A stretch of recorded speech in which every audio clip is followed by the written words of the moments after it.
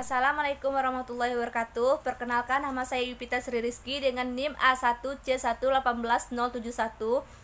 Di sini saya akan mempresentasikan hasil blog saya, yaitu tentang mekanisme reaksi adisi keton dan aldehid dan keton.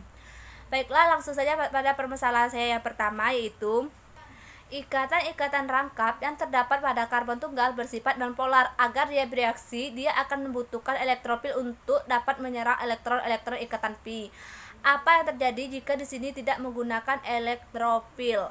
Alasan saya mengambil permasalahan ini adalah ikatan rangkap yang terdapat pada karbonil tunggal itu kan bersifat nonpolar. Agar dia bereaksi, dia sangat membutuhkan elektropil. Seandainya elektropil ini tidak ada, apakah dia bisa digantikan dengan nukleofil, dan apakah dia bisa bereaksi sama seperti dia membutuhkan elektropil? Jika seandainya dia digantikan dengan nukleofil, apakah dia bisa bereaksi sama dengan elektropil?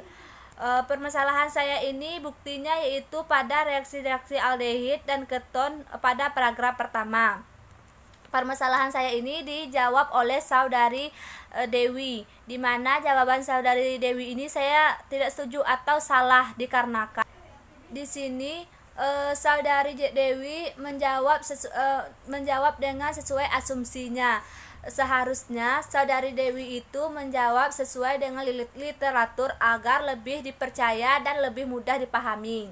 Lanjut pada permasalahan saya yang kedua, yaitu suatu senyawa karbonil dapat diserang oleh suatu nukleofil atau bisa juga diserang oleh suatu elektropil. Apa yang terjadi jika senyawa karbonil ini hanya diserang oleh elektropil saja? Alasan saya mengambil permasalahan ini adalah seperti yang telah kita ketahui, dalam reaksi adisi suatu senyawa karbonil itu kan diserang oleh nukleofil dan bisa juga oleh elektropil. Seandainya karbonil ini diserang oleh salah satu saja, apakah reaksi adisi ini akan berjalan karena penggambaran polar pada gugus karbonil akan menunjukkan atom karbonil akan sedikit positif, atau oksigen akan sedikit negatif. Nah, seandainya cuma elektropil yang digunakan, apakah reaksi ini akan berjalan sempurna, atau adakah gejala-gejala yang disebabkan oleh jika seandainya hanya menggunakan elektropil saja? Permasalahan saya ini saya ambil dari reaksi-reaksi aldehid dan keton pada paragraf pertama.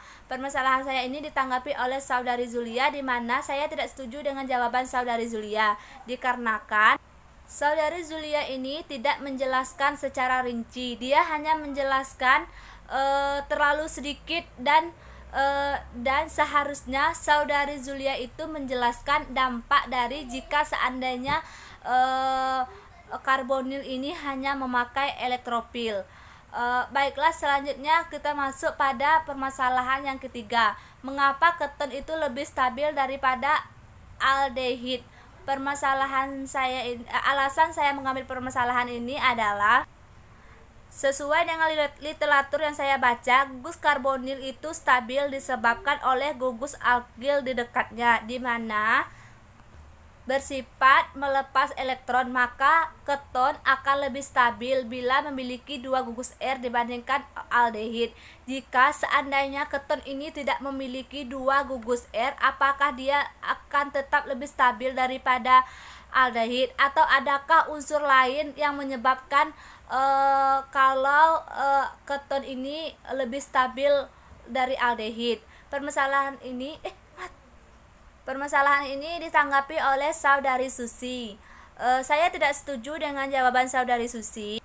Jawaban saudari Susi ini terlalu sulit untuk dipahami, dan seharusnya saudari Susi ini juga harus menjelaskan tentang aldehid, tidak hanya menjelaskan tentang bagian keton saja. Agar dia lebih seimbang, seharusnya saudari Susi itu menjelaskan aldehid dan keton itu secara bersamaan agar lebih mudah dibandingkan.